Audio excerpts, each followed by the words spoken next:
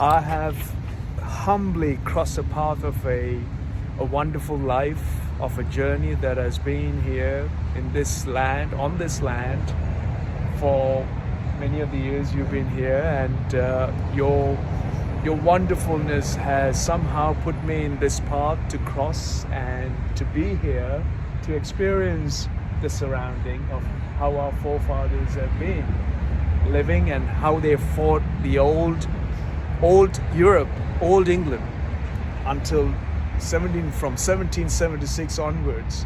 There was a progress seen in building this nation to a great, that we call it, because of the individual greatness of lives like yourselves who have continued with the path of that generous contribution. I deny greatness.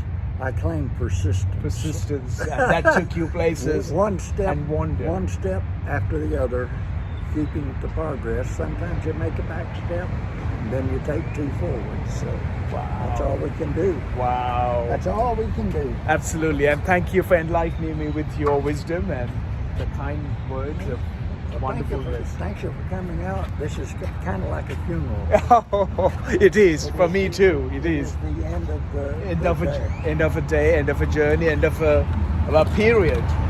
Yes. Thank you. Lovely. Have a wonderful life ahead. Thank you. Wow. And that to me is this is a museum, and that's to me is what I've exactly walking this world with, coming to places like this, where our heritage, having a conversation with this gentleman.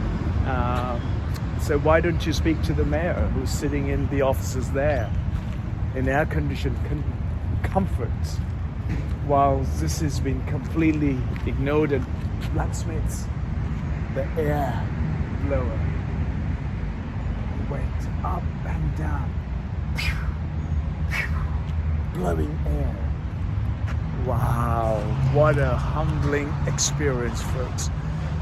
No education, no book, no conference, and no suit and attire that you wear will get you to experience something like this, unless you persistently look for something that makes where we are.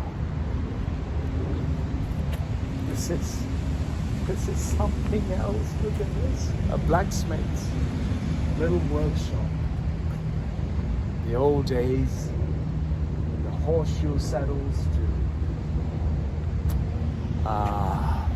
hooves to horseshoes to everything would have been made in this little shed, with the work and the skill and the attributes of a couple or two assistants and one blacksmith. And with that, the technology, the grid, everything we call has failed us, will fail us. We'll go back to cave periods when things don't work. The lifts don't take you up to the top floor, to your penthouse, and all of those things. It's a sad prospect. It is sad that I walk this land with such a, it's almost like a graveyard. It's a graveyard that we are digging so deep that all of us will be buried. It's a shame. Shame that we have failed as our leaders and our education and our so-called academics all failed us. Beautiful. They all failed us. I walk with such pain and deep sense of void, deep sense of sadness. This house will live on those buildings. Well, thank you, sir. All right. I must say thank you for what you're doing and Oh. looking after this place. And I was making a little video. Oh, you are? Okay. Yes. Yes, sir. And Thank you. thank you for bringing to us this leftover of knowledge Yes, sir. from the past. Yes, sir. And thank you for your contributions, Yes, the sir. time that you've been here. Thank you. Everything have a good day. You too. Thank you. Thank you. Wow. So that's where we are today as human beings. Nobody's here. There should be school. There should be schools of kids coming here in school buses to show them what would have been their ancestral families have done to give them the education, the knowledge, the tools that they are using as convenience to the greatest advantage, yet crippling themselves and causing distress, mental turbulence.